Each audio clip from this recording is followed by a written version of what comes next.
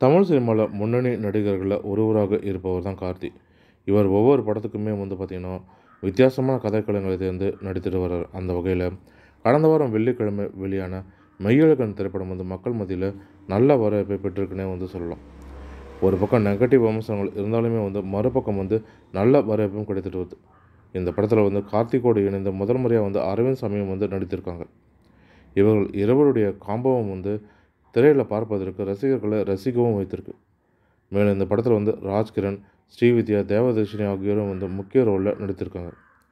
இந்த திரைப்படம் வெளியாகி 4 நாட்கள் ஆகியிருக்கிற நிலையில் இந்த திரைப்படம் உலகம் முழுக்கவும் பார்த்திங்கன்னா 28.5 கோடி வரைக்கும் வசூல் செஞ்சுருக்குதுன்னு கோலிவுட் வட்டாரங்களும் தெரிவிச்சிருக்காங்க. மேலும் இது போன்ற தமிழ் சினிமா தொடர்பான சுவாரஸ்யமான தகவல்களுக்கு ஆர்என் தமிழ் சினிமா யூடியூப் சேனலை பார்க்கும். நன்றி, வணக்கம்.